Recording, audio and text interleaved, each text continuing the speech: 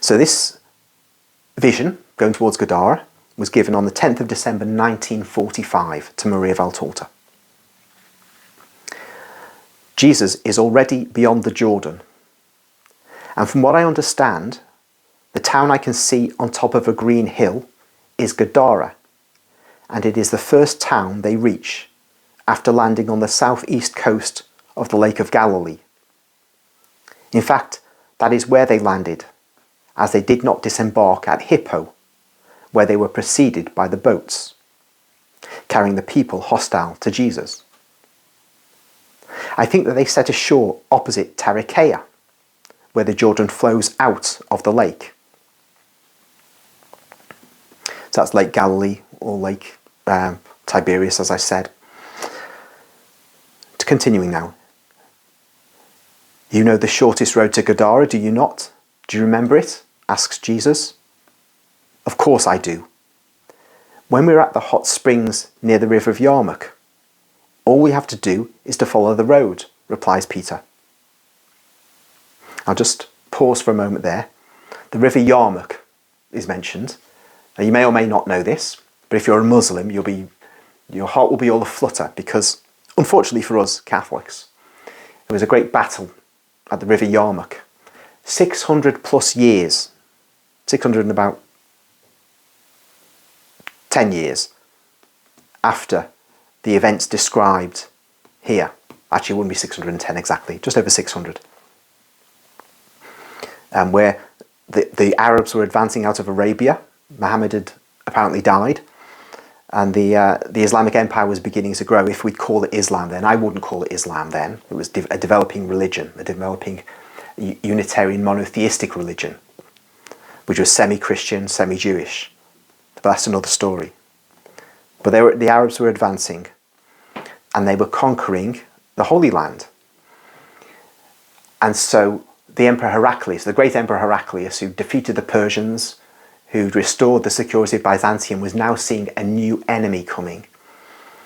And so he sent a vast army, a Byzantine army, down to restore the lost territory of Syria to the Levant entirely, back to the empire.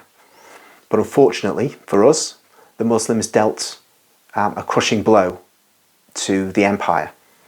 And so we lost Syria, lost the Levant forever, until our great crusaders went in there and established a Latin crusader kingdom from about 1099 until 1087, when at the Battle of Hattin, the Islamic forces defeated the Catholics and in fact stole much of the true cross, which was taken out perhaps recklessly into battle. And that was on the Horns of Hattin, which are also mentioned in here. Another event, but that will be of course 1,000 plus years later.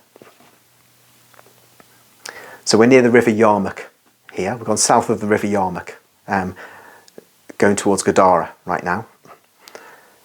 And in fact that defeat meant, of course, it was a catastrophe for us 600 years later, but it was a catastrophe for the human race, because now we have two false religions in possession of that territory. One became the possessor of it in 1948, not with the permission of God, because God had spoken about that false religion when their temple was destroyed in AD 70.